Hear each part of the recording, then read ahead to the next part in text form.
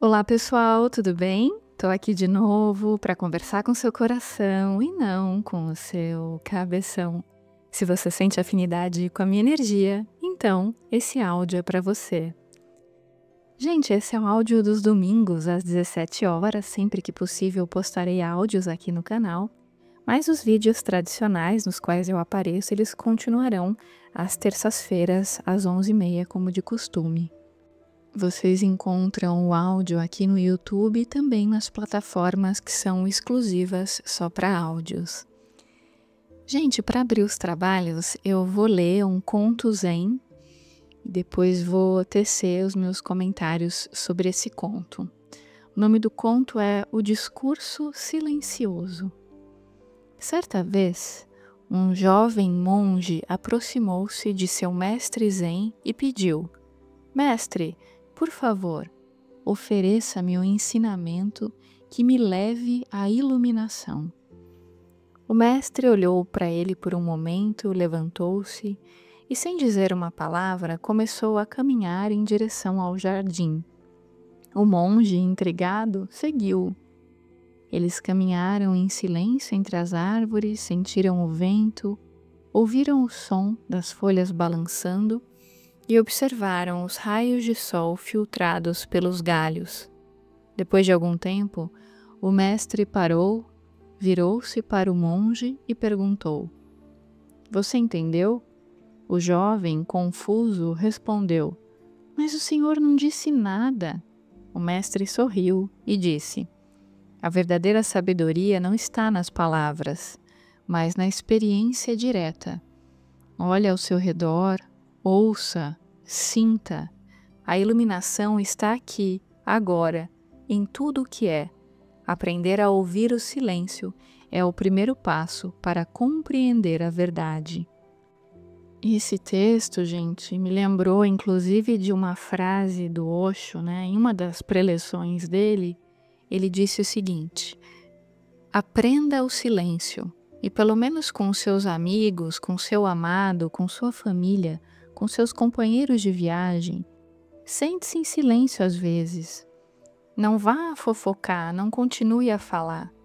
Pare de falar, e não só do lado de fora. Pare o diálogo interno. Seja um intervalo. Basta sentar-se fazendo nada, apenas sendo presença para o outro.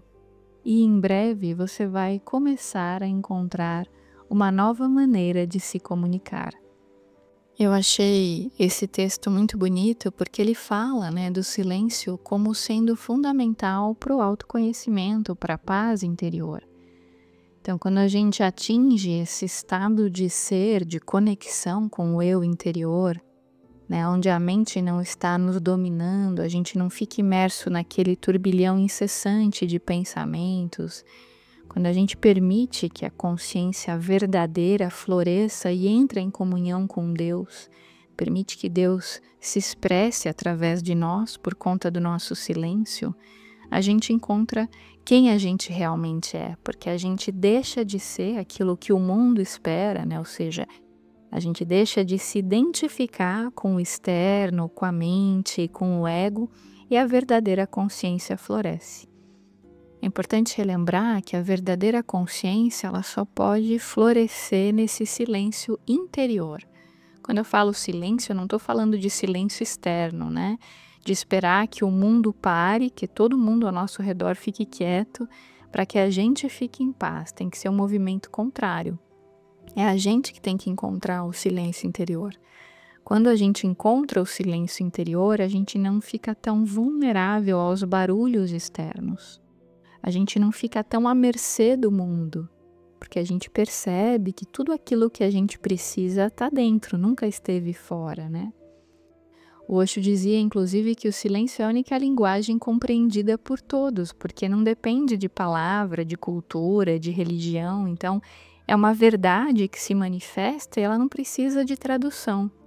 Então, olha que bonita essa percepção de que o silêncio é uma linguagem universal, né? E por isso podia ser compreendido por todo mundo.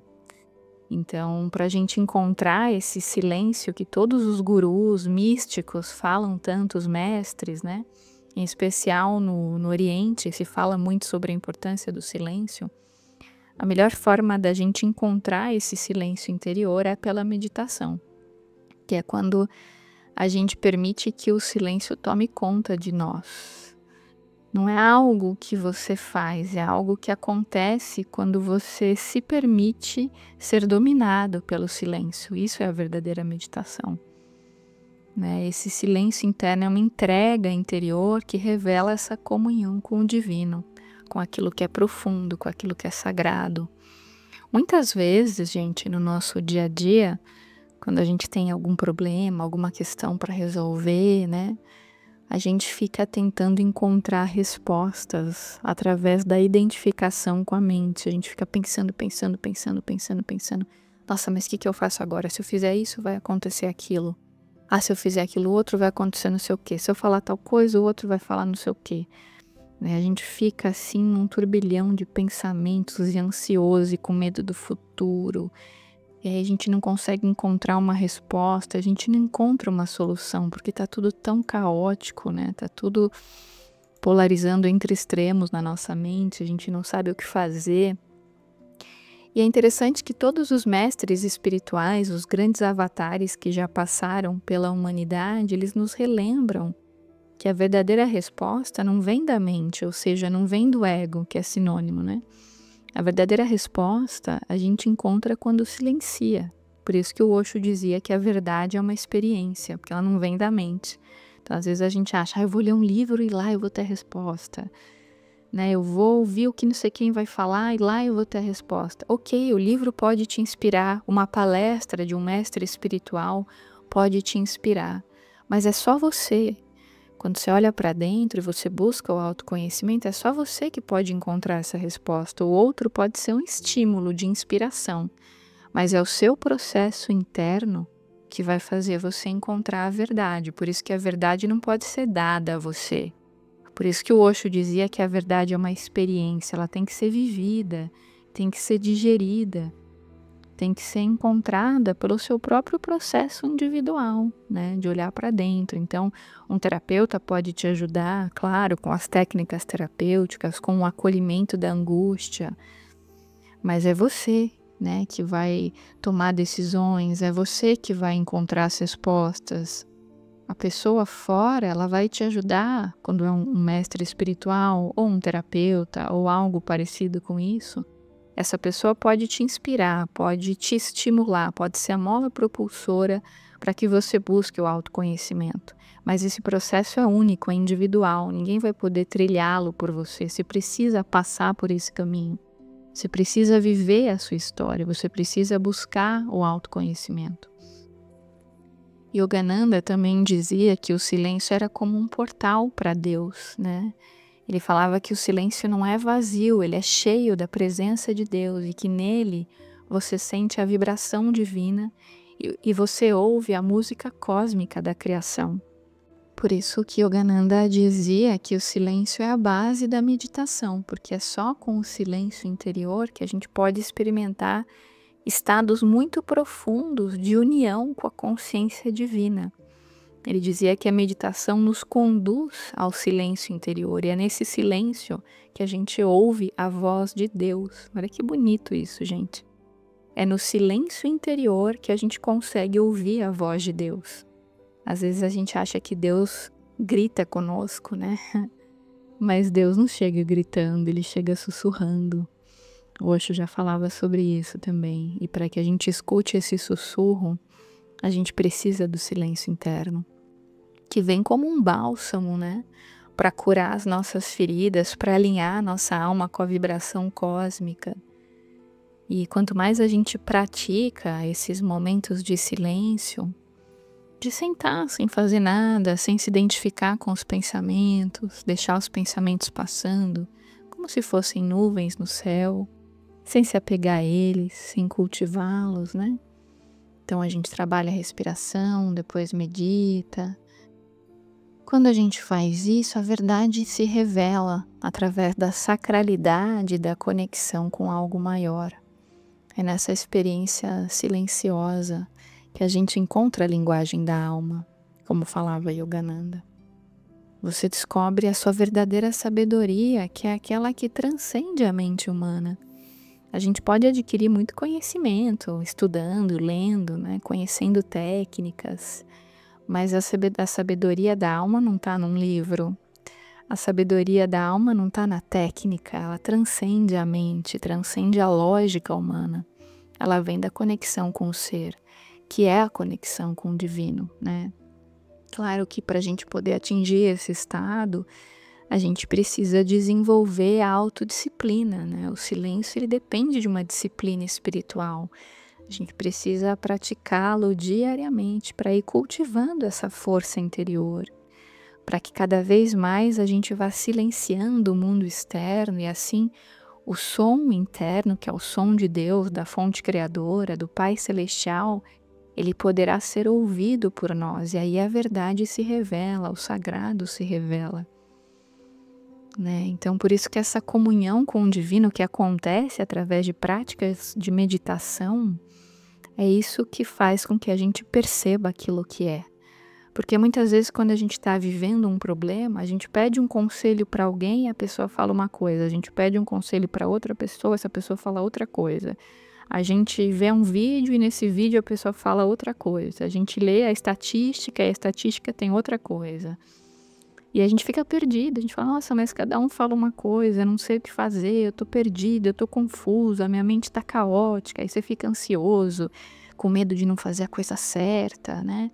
Com medo de errar, com medo de ser punido pelo seu erro, o coração fica palpitando, você sua frio, né? Porque você tá com medo do futuro. Quando a gente está muito preso à mente, nossa mente fica um caos, a gente fica polarizando entre opostos, não sabe o que fazer. E é justamente nesses momentos que a gente tem que parar tudo e tem que falar pro nosso ego assim, silêncio, fica quietinho, senta lá, ego, senta lá, porque agora eu vou meditar, eu vou olhar para dentro, eu vou olhar para aquilo que realmente importa. Eu vou entrar em contato com o som da eternidade. E aí eu vou descobrir Deus dentro de mim através desse silêncio, através da conexão com o que é mais profundo, com o que transcende a dualidade, com o que transcende a matéria. E aí quando a gente vai fazendo isso, às vezes no começo é bem difícil, a gente fica inquieto, fica ansioso, não tem vontade de parar porque tem a impressão que está perdendo tempo, né? Mas aos pouquinhos, de tanto a gente criar esses espaços no nosso cotidiano, isso se torna um hábito, vai ficando mais fácil, vai ficando mais natural, vai se tornando um prazer, algo gostoso, porque é um momento de entrega, de dissolução, de comunhão. É um momento em que Deus fala conosco, que a gente consegue ouvi-lo, a gente não está preso àquela mente barulhenta, ansiosa, que tem um monte de desejos insaciáveis, né? A gente consegue se entregar por aqui e agora. Inclusive Rumi, né, o grande poeta, sofista, ele acreditava que o silêncio é onde o coração pode falar diretamente com Deus. Ele falava, o silêncio é a linguagem de Deus. Tudo mais é uma tradução imperfeita. Olha essa frase, gente, que maravilhosa. O silêncio é a linguagem de Deus. Tudo mais é uma tradução imperfeita. Então, quando a gente pode sentir esse amor divino sem barreiras, sem preconceitos, quando a gente pode sentir a verdade profunda e suprema, sem a expressão de palavras, mas através da conexão com o nosso eu real, com a nossa essência crística, a gente consegue ter todas as respostas que a gente precisa. E esse processo é muito interessante, porque às vezes quando a gente está com medo, ansioso, sem saber o que fazer, está perdido, está com a vida travada, a gente vai para um lado, vai para o outro, não sabe o que fazer, a gente fica confuso, né, meio atrapalhado e pedindo conselhos à torta e direita e fica ali, né, todo sem saber mesmo como agir, preso pela dúvida. Muitas vezes a gente não sai do lugar. E é justamente quando a gente para tudo, silencia, de repente vem uma inspiração. Ou então uma intuição, a gente fala, opa, nossa, já sei o que fazer, vou fazer tal coisa. Sabe aquela coisa assim, você tá lavando louça, você tá tomando banho. Às vezes você tá lá de boa, vendo TV. de repente vem um insight, nossa, é isso que eu tenho que fazer, né? Ou você sonha com alguma resposta, aquela resposta chega na sua vida de uma forma totalmente imprevisível, totalmente não linear. Inclusive, a gente tem um grande modelo aqui no planeta Terra, que a meu ver foi o ser mais evoluído que já passou por aqui, Jesus, né? Jesus nunca falou de forma objetiva sobre o silêncio em termos conceituais, mas todos os ensinamentos e as práticas que ele realizava, as reflexões, diziam sobre a importância do silêncio como parte da conexão espiritual, da oração e da comunhão com Deus. Né? Inclusive, a gente encontra na Bíblia trechos que dizem que depois de se despedir, né, das multidões, ele subiu ao monte para orar a sós. Então, em muitos momentos ele ficava sozinho para poder orar em silêncio, para poder se conectar ainda mais, né? Inclusive durante o julgamento, a crucificação, ele escolheu o silêncio diante de acusações injustas, o que demonstra a sua força interior, a sua humildade, né? Então ele poderia ter se defendido e poderia ter falado um monte de coisa quando estava sendo crucificado, mas ele optou pelo silêncio. Então ele dizia também, né, que era preciso ter ouvidos para ouvir. Isso fala da importância de ouvir a voz de Deus, de você estar receptivo, de você saber se aquietar, né? Então, quando a gente ora, quando a gente fica em silêncio, quando a gente se conecta com o Pai Celestial e a gente tem essa humildade de reconhecer que existe uma força superior acima de nós e que sabe tudo o que está acontecendo, é aí que a gente encontra a paz. Tem uma frase, inclusive, que eu costumo usar nas minhas orações diárias, que eu aprendi, se não me engano, foi com um doutor espanhol, ou com o Tupã, da Casa do Consolador, né, que são os mentores da Casa do Consolador, que a Mônica de Medeiros canaliza. Acredito que foi com um doutor espanhol, se não me engano. Se alguém já ouviu, pode me corrigir se eu estiver errada. Eu acho que foi o doutor espanhol que disse isso em uma das lives, que ele falava para a gente repetir assim: Jesus, me dê a sua paz. Jesus, me dê a sua paz. Jesus, me dê a sua paz. Eu costumo repetir essa frase frequentemente nas minhas orações, e às vezes eu nem estou orando, mas se eu estou muito ansiosa, eu paro tudo e eu falo como um mantra, sabe? Jesus, me dê a sua paz. Jesus, me dê a sua paz. Jesus, me dê a sua paz. É impressionante como essa frase, ela tem força, ela tem poder. Chico Xavier, eu me lembro de um trecho de uma história que eu vi, alguém contando sobre o Chico, eu não me lembro em qual livro, mas que ele disse para uma pessoa que estava adoentada, né, prestes a desencarnar, ele falou para a pessoa repetir esse mantra, falar Jesus, porque é um nome que tem muita força, que tem muito poder. Quando a gente fala Jesus e a gente sente a energia, a vibração, né, na força desse mantra, e principalmente falar Jesus, me dê a sua paz, como o doutor espanhol nos ensinou, é algo muito profundo. É algo que traz essa conexão mesmo com o sagrado, que nos faz perceber que a gente não está sozinho, que a gente não está nesse planeta por acaso, né? E aí as coisas se acalmam, a nossa força interior, ela vai ficando cada vez mais plena, mais fortalecida. A gente vai entendendo que está tudo certo como está, que não há motivos para temer, que nós somos muito guiados espiritualmente, nós temos uma proteção espiritual, né, do nosso anjo da guarda. A gente não está sozinho nesse mundo, a gente não está desamparado. A gente tem a sabedoria de Deus dentro de nós. Fomos criados à imagem e semelhança de Deus. Olha o poder disso, né? Então, todos nós, de certa forma, somos uma obra-prima, uma obra divina. A gente não foi criado ao acaso. Então, quando a gente começa a reconhecer o nosso verdadeiro poder, a gente passa a temer menos coisas que são circunstanciais, a gente passa a focar na expansão da consciência, que é algo que é eterno. A gente para de se preocupar com o que é transitório, com o que é circunstancial, com o que é efêmero. A gente passa a focar mais naquilo que é permanente, naquilo que é eterno, que é o espírito, né? E é tão bom quando a gente começa a alimentar o espírito, a buscar o pertencimento interno, a desenvolver a consciência, a expandir o nosso amor, a nossa alegria. Isso aumenta a nossa conexão com o divino.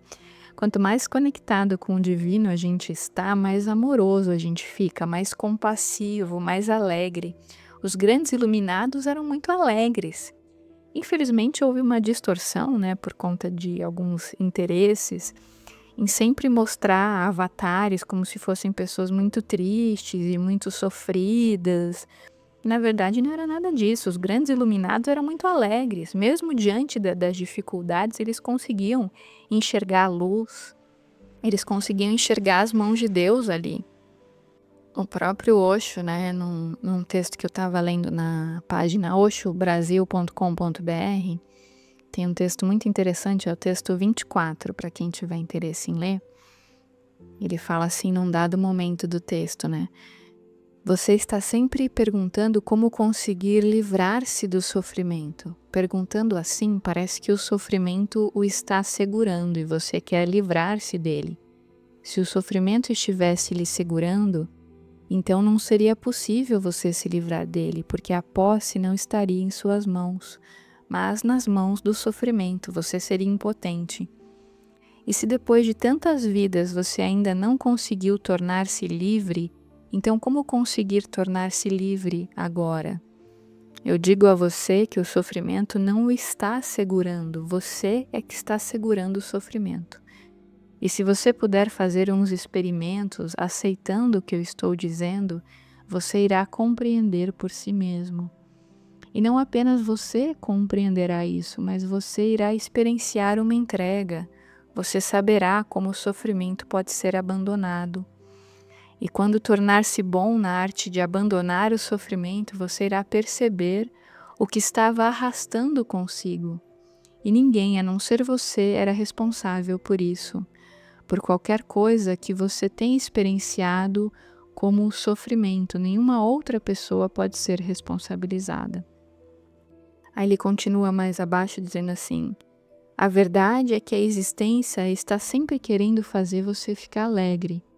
Toda essa existência quer que a sua vida se torne um festival, porque quando você está infeliz, você também sai atirando infelicidade por toda a sua volta. Quando você está infeliz, o mau cheiro de suas feridas alcança toda a existência. E quando você está infeliz, a existência também sente dor. Todo esse mundo sente dor quando você está infeliz e sente alegria quando você está alegre. A existência não deseja que você deva ser infeliz. Então é muito bonito esse texto, gente, é um texto gigantesco, eu não vou ler inteiro aqui, né, senão o áudio ia durar umas 2 horas. Eu sei que tem gente que ia gostar, mas não tem como o áudio durar tanto tempo assim. Mas se vocês tiverem interesse em ler, vale a pena. O texto 24 está na página oshobrasil.com.br, tá? Vocês encontram também esse texto no livro Alegria, do Osho, que é um livro fantástico. Para quem não leu, eu recomendo. É um livro maravilhoso, um dos mais incríveis que eu já li dele. Vale a pena. E não é que a dor não exista, né, gente? Claro, a gente vive num mundo de dualidade, a dor faz parte da vida, mas o que acontece é que quando a gente começa a criar esses espaços na nossa rotina para ter essa conexão com o divino, com o silêncio, e a gente para de ficar querendo encontrar respostas através da mente, do intelecto, e a gente começa a encontrar respostas olhando para dentro, né? A verdade vai se revelando através dessas experiências de interiorização. A gente vai percebendo que naturalmente a alegria começa a brotar, a gente vai ficando mais leve, a gente começa a enxergar com mais serenidade as adversidades, a gente para de se identificar tanto com aquilo que vem de fora. Então, mesmo quando você tem um problema, se você faz esse treino diário de praticar o silêncio interior, mesmo quando você tem um problema, você sabe que você tem um centro dentro de você que é inabalável. E esse centro te dá uma tranquilidade, te ajuda a enxergar aquela situação com mais naturalidade, sabe? sem você ficar problematizando tanto aquilo ou trazendo um peso gigantesco, você começa a enxergar as mãos de Deus em tudo que acontece. E esse processo é muito bonito porque ele te revela que você está conectado com a fonte criadora, que você não está sozinho, você não está jogado para as traças, desamparado, abandonado, né? Como muitas vezes algumas pessoas se sentem. Então, a meditação ela vai criando essa possibilidade de você ir encontrando com mais clareza esse centro inabalável dentro de si mesmo. Isso vai te fortalecendo para que você consiga lidar com as adversidades com mais resiliência, com mais gratidão, com mais foco na luz, encontrando possibilidades que você não encontraria se você tivesse assoberbado por um turbilhão de pensamentos que estão dizendo o tempo todo que você é impotente, que você não sabe, que você é incapaz, que você não tem força. E, gente, todos nós, sem exceção, a gente tem muito mais força do que o que a gente imagina. É que nos ensinaram, né, por questões, enfim, de interesses, mas nos ensinaram que a gente é fraco, que a gente não tem poder nenhum, né, que a gente é pecador, né, que somos seres terríveis. Então a maioria de nós, a gente já cresce com muito medo, com muita culpa, dominado pelo medo, se sentindo incapaz, com uma autoestima no lixo, porque é um planeta de provas e expiações, né?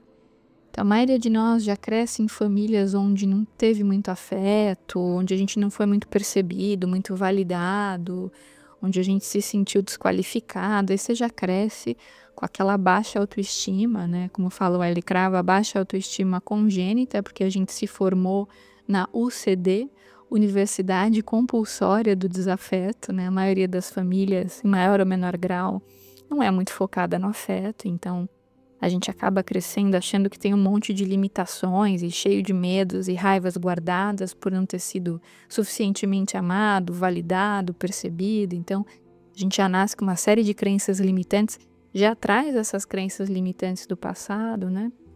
E aí, quando acontece uma dificuldade, a gente acha que é Deus que está nos punindo, que a gente acredita na dor, na punição, no sofrimento.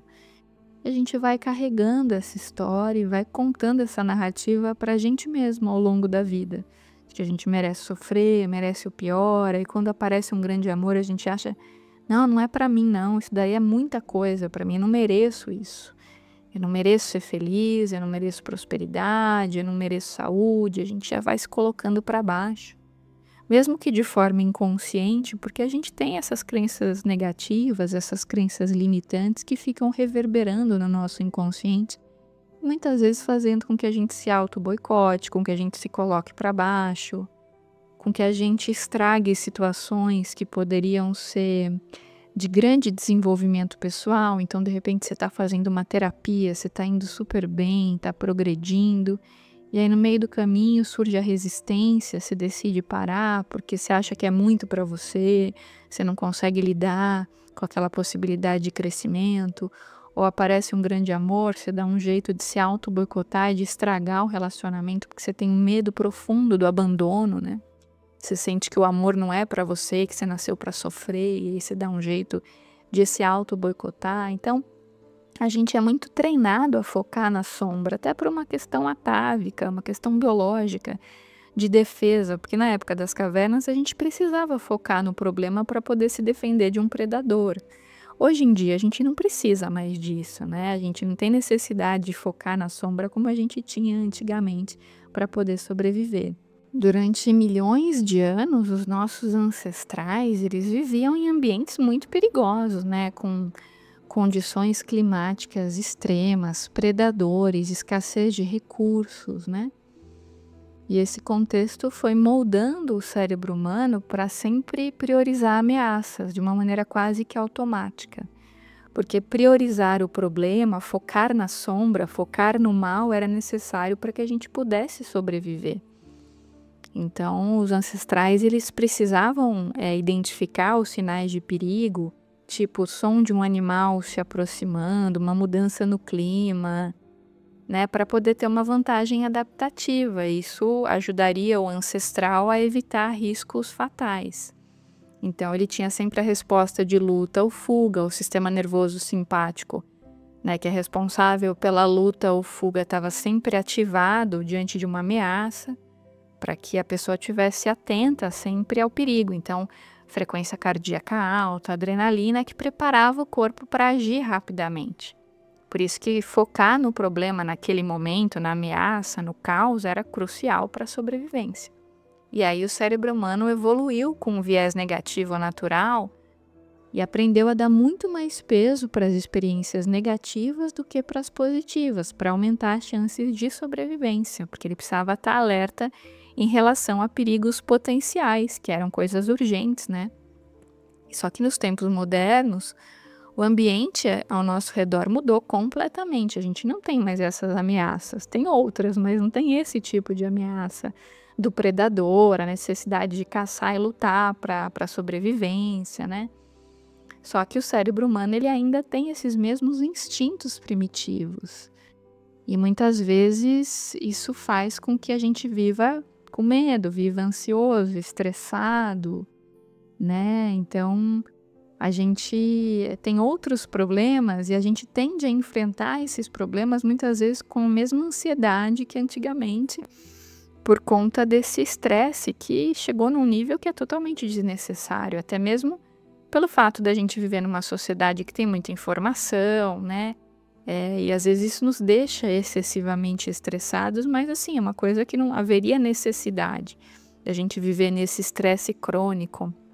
E por conta disso a gente acaba prejudicando a saúde mental, a saúde física, tendo ansiedade, insônia, problemas cardíacos, doenças autoimunes, né? No mundo moderno, a coisa mais comum é alguém ter transtorno de ansiedade, é ter depressão, né? São histórias muito comuns da gente ouvir. É muito raro a gente não conhecer pelo menos uma pessoa que tem algum tipo desses transtornos hoje em dia, se é que essa pessoa muitas vezes somos nós mesmos, né?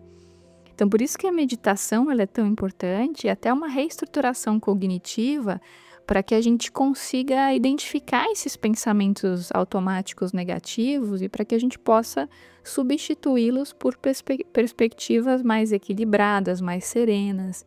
Então, praticar a gratidão, que é algo que eu sempre falo aqui, que eu aprendi com o Rick Hanson, né? Aquele neurocientista que escreveu o livro Cérebro e a Felicidade, que eu já indiquei várias vezes aqui. Então, treinar o cérebro para notar aspectos positivos, ao invés de ficar focado apenas em ameaças, além da meditação, tá, gente? Porque treinar o cérebro para focar no positivo não é meditação, embora seja importante também. Então, exemplos que eu costumo dar aqui é assim: você pode olhar para as coisas que você já tem na sua vida hoje em dia e ficar um tempo absorvendo aquilo. Por exemplo, pode ser uma coisa aparentemente boba. Você tem uma roupa, por exemplo, uma camiseta que você acha linda, você adora aquela camiseta.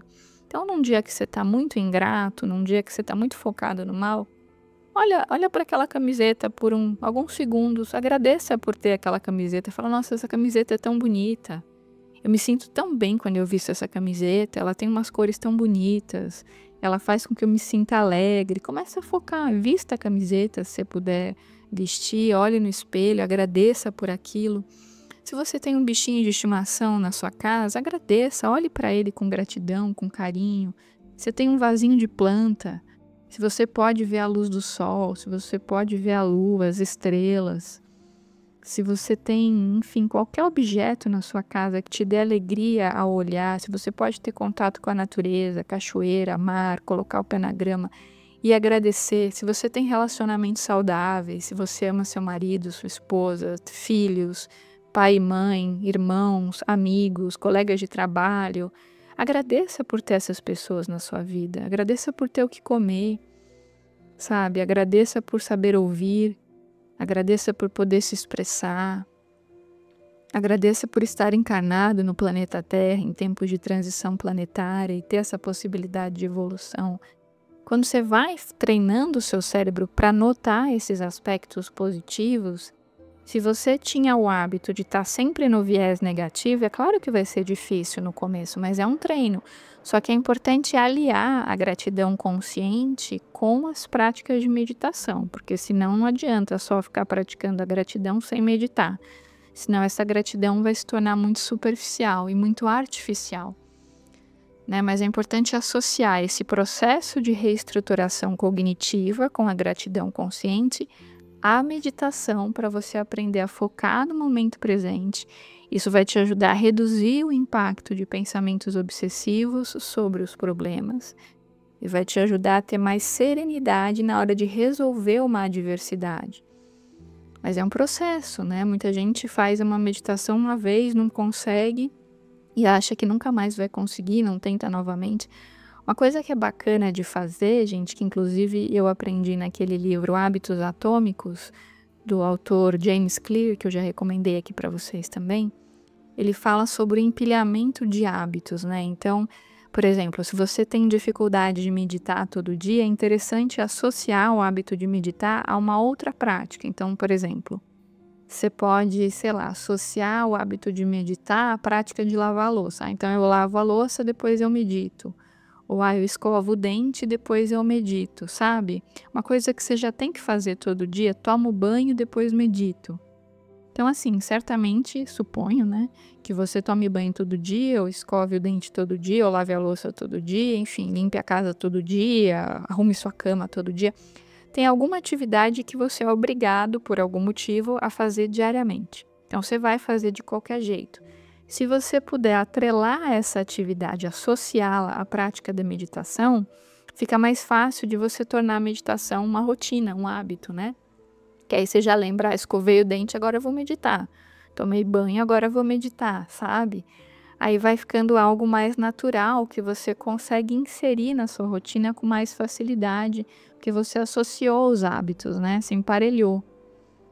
E aos poucos a gente vai aprendendo a mudar a consciência e também a recalibrar o cérebro para um estado mais equilibrado, né? Onde os problemas são tratados de uma maneira mais profunda, reflexiva e não de uma maneira reativa, com instinto de sobrevivência. Porque você vai trazendo práticas conscientes para suas ações e isso vai te ajudando a viver de uma maneira mais saudável, mais tranquila, mais conectada com o que realmente importa, sem ficar reagindo o tempo todo como um autômato que precisa se defender do mal, né? Então é uma prática mesmo, é um treino diário e constante. É preciso ter essa paciência consigo mesmo, a autocompaixão, para que você vá gradativamente inserindo esses hábitos na sua rotina.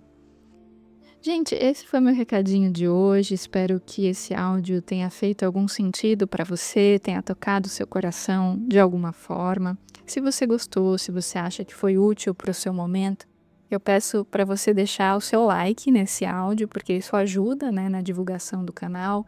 Peço também para você se inscrever, caso ainda não esteja inscrito. Se você puder também divulgar para outras pessoas que você considere que vão se beneficiar com esse conteúdo, eu agradeço muito seu carinho, a sua divulgação. Quero também agradecer a todos os meus ouvintes tão queridos e fiéis, que estão sempre aqui no YouTube e nas outras plataformas de áudios também. Eu descobri que a plataforma vizinha, aquela que começa com S e termina com FAI, essa plataforma também tem a possibilidade de comentários. Aí esses dias eu comecei a aprovar os comentários dessa plataforma e tinham mais de 50 comentários que eu ainda não tinha visto, um mais lindo que o outro. Eu fiquei muito comovida, eu fiquei muito grata. Então, para todo mundo que participa, que comenta, que se dá o trabalho de deixar a energia aqui, né, no canal, né, de ajudar na divulgação, eu sou profundamente grata. Para todo mundo que me agradece, saibam que sou eu que tenho que agradecer, porque graças a vocês eu tenho a oportunidade de aprender muito e de realizar minha missão nesse plano, porque se não houvesse gente interessada em me ouvir, eu não poderia realizar a minha missão. Então eu sou muito grata ao meu público que me acompanha, que prestigia o meu trabalho diariamente com mensagens tão carinhosas e generosas, porque é isso que permite a minha evolução, a realização da minha missão e, acima de tudo, me permite aprender também com vocês. Como muito bem nos lembra o Arli Cravos, somos todos mestres e discípulos uns dos outros. Então estejam certos que tudo aquilo que vocês veem de bom em mim também existe em vocês, senão vocês não veriam, tá? Então somos todos um, estamos sempre aprendendo uns com os outros. E eu agradeço profundamente tanto carinho, tanta generosidade, agradeço a boa energia que vocês deixam aqui no canal, que eu saio daqui sempre muito feliz e muito abastecida de boas energias. Gente, então é isso, um domingo maravilhoso, abençoado para quem está me ouvindo no domingo. Se você está me ouvindo outro dia, que seu dia seja maravilhoso, abençoado, com muito amor, com muita leveza e com muita alegria. Então é isso, gente. Até os próximos vídeos e até os próximos áudios. Tchau, tchau!